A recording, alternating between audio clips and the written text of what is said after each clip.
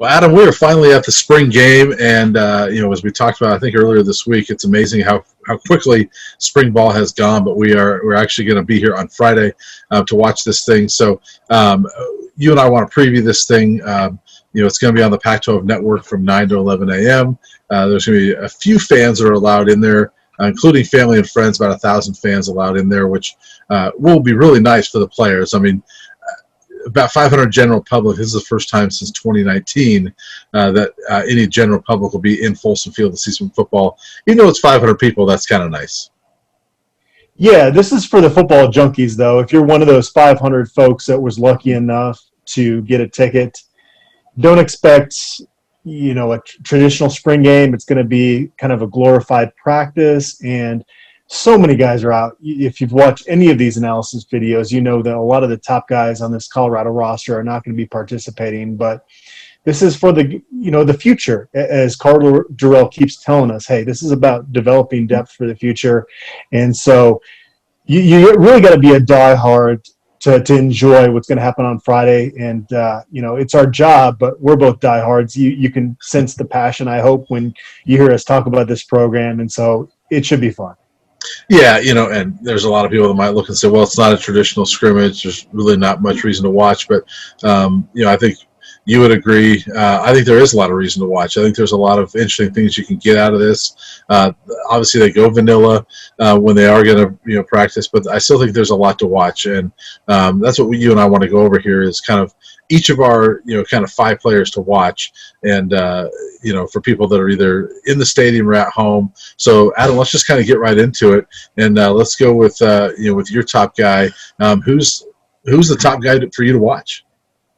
I think for the next 4 years, assuming that he stays in the program, exhausts his eligibility, Jaylee Stacks is my number one because he's got a different skill set than everybody else on in terms of the backfield. We had a chance to chat with Darian Hagan earlier this week. He said, hey, Jaylee Stacks is not going to get a lot of carries, but he's got pretty good ball skills, receiving skills out of the backfield, and he's just a bruiser. Every time Jaylee Stacks runs out there, I want to zero in on him. I asked Darian Hagan, hey, have you ever had a back like him? Because I can't remember you having one like him. And he brought up Maurice Cantrell that played in the early 2000s. But Jaylee Stacks is a different type of breed than we've seen at CU in a long time. So anytime he's out there, I'm keying in on him. Yeah, and Hagan even said Maurice didn't have the receiving skills that Jaylee has. So that's a surprise pick. I didn't know. I didn't expect you to go Jaylee Stacks, but I like it. He's one I'm looking forward to seeing. I'm going to go a little more obvious with my first one, and that's Brendan Lewis. I think that we've had a chance to see a couple of scrimmages so far, and Brendan hasn't looked great. And I think some of it is that offensive line is really patchwork throughout this spring, and that has something to do with it. But I would like to see him play well in this showcase, and he's going to be on TV. He's going to be in front of some fans. I think this is big for him and JT Shroud, honestly. But, I think it's big for Brendan Lewis if he wants to be the starting quarterback. Not that he has to play well on Friday to be the starter, but I think that as far as giving people confidence in him going forward, I think that he needs to have a good performance. And he's the guy that I kind of want to put the it factor on, a guy that maybe is not going to start every day in practice, be a little inconsistent with some throws, but when the lights come on, you expect Brendan Lewis to shine, and it's such a small sample size. Maybe I'm putting too much on him, but no, I like that pick for that reason, that these are the type of occasions I expect Brendan Lewis to look good. Yeah, and honestly, Steven Montez never really looked great in these types of showcases, but he was a gamer, and people have their opinions on him. I love Steven, but they never went to a bowl game with him as a starting quarterback, right? Yeah, but my point is, he played well a lot of times, and I thought he played better in games than he often showed in these showcases where, he got picked off, I think, every single time we saw these things. So I just think, it's important for that quarterback. Let's see something good out of the quarterback, whether it's Brendan or JT, but I particularly want to see it out of Brendan. So who's your number 2 choice? So this is something that you would have said a year ago, Daniel Arias. CU fans want to write him off, and he's dropped some passes in games. He's also had some really big catches. You know, the touchdown against Washington. He had a couple big catches last year as well, just when, you know, people were really frustrated with him. Darren Chiaverini during CU's Spring Showcase show mentioned that, hey, Daniel had a high ankle sprain that he suffered against Stanford, and that's partly why we didn't see him there a little bit last year. We thought maybe that was because he had fallen out of favor with the coaches, but, you know, they weren't talking openly about injuries unless we asked them about, you know, injuries, and we didn't really do that with Daniel, so that was kind of revealing to me. He looks like an NFL player out there in practice, and again, even if he has a big spring showcase, I know that CU fans aren't going to, you know, raise their expectations just because they've been let down a little bit the last couple of years, but I'm actually going to buy my Daniel Arias stock while it's low and watch that rise here in the coming couple of years. Well, I think that that's not a bad idea. You know, I'm still maybe not as high on him as I was a year ago, but I still want to be high on Daniel Arias and believe that he's going to break out at some point. So I like that pick out of you. And yes, you're right. I would have said that a year ago. I didn't have him on the list this time though. I'm going to stick with offense on my number 2 pick. And again, I'm going obvious here, but Ashad Clayton. You know, and the reason why I have him on the list is because, you know, he is that star from that 2020 class. He's a guy that we've heard a lot about throughout this spring, that he's taken that next step. You know, we saw him a little bit in a couple of the scrimmages, but really Alex Fontenot was the star, the last one we got to see. I want to see Ashad Clayton look like that, you know, because if the Buffs, we know what Jarek Broussard is going to give you. Doesn't sound like he's going to play. I would be surprised if he does. We've seen Alex Fontenot play. Can Ashad Clayton look like that? And I want to see. We've seen it in some spurts now and then, but I want to see him have a pretty good spring showcase. Yeah, no, that's a good pick there, and you know, he's a guy that has really high expectations. And we ask the coaches about players, and then they give us a response. But Ashad Clayton's name has come up organically from these coaches, not us prodding these coaches to bring them up. Very often this spring, Carl Durrell is really happy with him. We heard Darian Hagan talk about, hey, when I learned to coach him with kid gloves, that's when I started to see progress from him, because Darian Hagan had to be coached with kid gloves by Gary Barnett. So it's a cool story, and he just needs to clean some dishes, and, you know, his story should play out pretty well for the Buffs. Yeah, and you know, for those who don't know that reference, that was Mitch Rodriguez saying he's cooked some Cajun food for him, but he's cut off until he cleans the Rodriguez family dishes. But another thing, yes, you know, a lot of times we do ask these coaches about players and they'll respond, but with Ashad also and several others, when you ask and they give a long response and a very detailed response, that's revealing as well. And so, you know, not only did his name come up organically, but you know, when he was asked, when we did ask about Ashad, it was pretty long and detailed answers. So let's go number 3. Who's your number 3 pick? Mark Perry. You know, we've talked about him already on these analysis videos. Somebody that pinned his ears back his true freshman season late and made some big plays and then got pushed into a different role. There was an adjustment period there. He's running track. He's got a lot of speed. He's an alpha dog type. He's a guy that, you know, you can tell believes in himself, but he's also very honest, and he's a guy that you want to root for. And they need, you know, people to step up at that safety role, and so he's another guy. Go out there, Mark Perry, and make a play, and that's what we want to see from him. Yeah, I like that pick. You know, Mark's one of my favorite guys on the team. I think that he's got a lot of potential, and it sounds like he's you know, starting to show that this spring. So it'd be nice to see that in the spring showcase. And he's a guy, he cares a lot, and I think he can be a leader on this secondary. You know, he didn't have, and he came out recently and said, by his own admission, he didn't play very well last season. I think he's determined. I think this is a good step for him to show that in this spring showcase. So I'm going to stick with defense on mine and go with a guy that this guy's name might have come up more than anybody else outside of a quarterback throughout spring, and that's Naim Rodman on the defensive line. And that's another guy who, yes, we asked about him, but his name came up organically a lot. You know, when you ask offensive linemen, hey, who's been tough to block, it was often Naim Rodman. You know, you ask, you know, guys, offense, defense, name somebody that's playing well, it's often Naim Rodman. So We know about the starting group on the defensive line, or what we think could be the starting group with Jalen Sami, Janaz Jordan, Terrence Lang. These are guys that have proven to be starters, but they need to show some depth there, and it sounds like Naim has taken that step. It's funny when you get done watching a scrimmage and you're going into interviews, you hear the coach say, I got to go back and look at the tape. He's the number one, I'm going to go look back and look at the tape type of guy because, frankly, my eyes are going to be kind of on the ball a little bit, like as you tend to do when you're watching a scrimmage, a spring showcase like this. But you go back and watch the video of this and you can kind of key in on certain guys. He's definitely at the top of the list there. Again, mentioned a ton.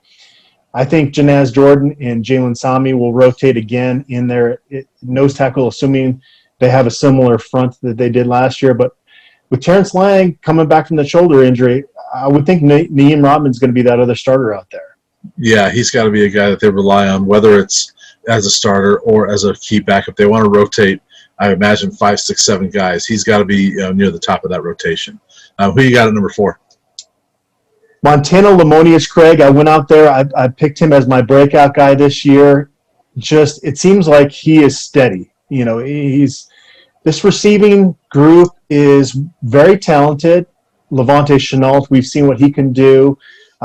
Dimitri Stanley, we know what he has shown with some of those flashes. He's got great bursts, but Montana Limonius Craig seems like he might be that guy on third down if the quarterback needs that safety blanket out there. He's going to look to him. And so it'd be nice to see him make a couple plays out there on Friday. Yeah, I like that. He looked really good in that last scrimmage we were able to see. Made a really nice catch on a great throw from JT Shroud, actually.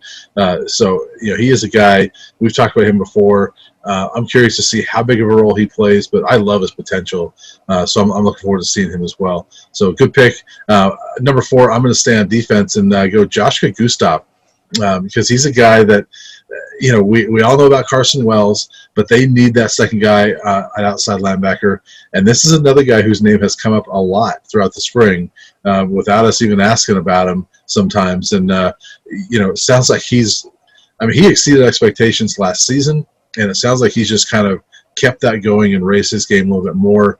I'm excited to see what he does in this spring showcase. We've seen him have a sack so far in one of the scrimmages and be all over the place. I think he's a guy that can step up and be that nice compliment to Carson Wells. As fans, media, we sometimes fall into the trap of expecting linear progression out of certain players, and it doesn't always work that way. Some guys just kind of plateau. They are what they are as a freshman, as they are as a senior. Joshua Gustaf, with his work ethic and kind of the lack of experience playing football before he came in. I know he moved to California to get acclimated to American football in high school, but we heard Brian Michalowski talk about what it's like to play football in Europe, and you just don't have that experience coming over to the States. And Joshua is one of those guys I do expect that linear progression out of, because we've seen it so far, and he's still early in his career, but it seems like he's one of those guys that, that cliche, you get 1% better every day. He seems to be that guy that's doing that. Yeah, I think there's a lot of days he's probably gotten 2 or 3% better. It sounds like he's taken a pretty big leap. Who you got at number 5? Robert Barnes. I'm going to go a little bit more chalk here because I know those 1,000 fans between general public and people that are related to players and staff members are going to be looking at him. Comes in from Oklahoma after playing safety and outside linebacker there, is getting acclimated inside linebacker. We heard his position coach, Mark Smith, say he's made more progress than anybody in his room, but he also had the most improvement to make. And so just to see, hey, are there huge gaps in there? Kind of reverting back to when Nate Landman was out last year in the Arizona game, second half against Utah, against Texas. You just don't want to see the parting of the Red Sea out there. Yeah. And so is Robert Barnes and those other inside linebackers doing their job in the sense of, playing sound football, and can Robert Barnes maybe go out there and make a play too? That'd be cool to see because he's, as Mark Smith said, a student of the game. So anxious to see how he looks out there.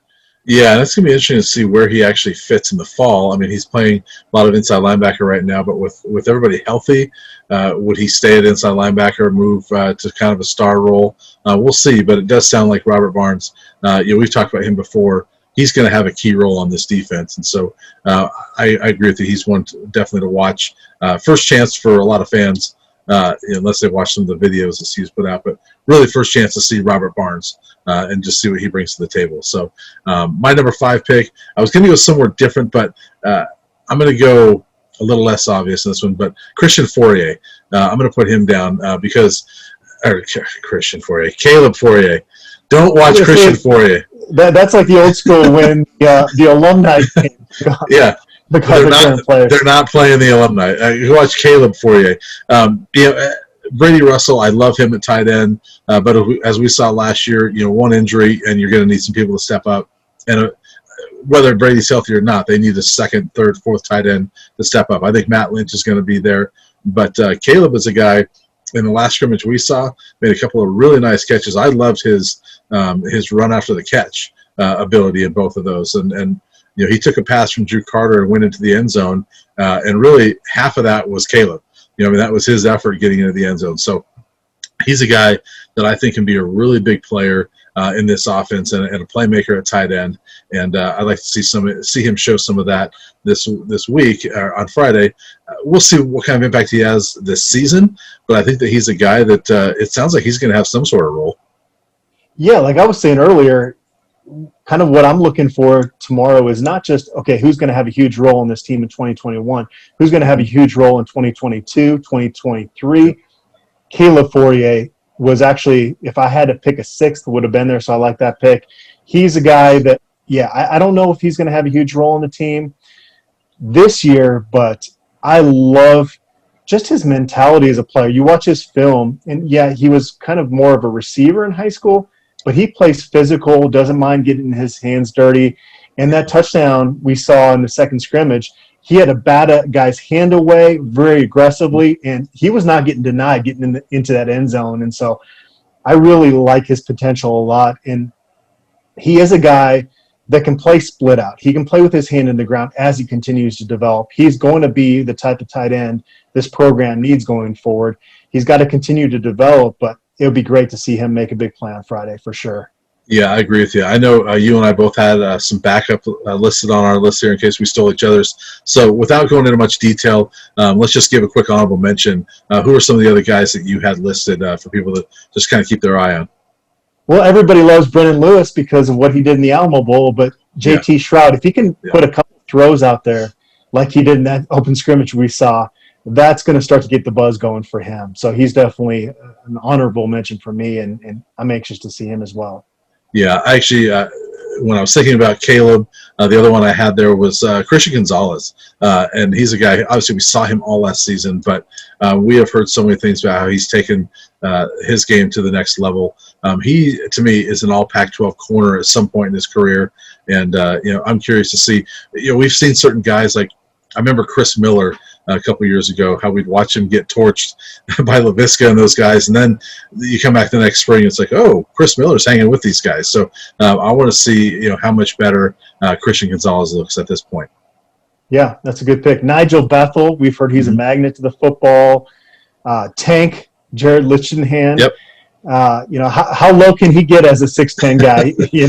I want to see how he plays with leverage out there. Yeah, it just, again, this is for the true CU football junkies out there. This is not your casual fan that's going to really enjoy what's going to happen tomorrow, but I'm looking forward to it. Yeah, one other guy that I had sort of on my backup list was John Van Diest because he's one, again, we've seen him over the years, but he is fighting for that starting job, and he played really well, I thought, in the previous scrimmage we saw. And, he needs to kind of stay at that level or take it even higher. He's become a leader this spring with Nate Lamont out, so I'm curious to see how he looks as well.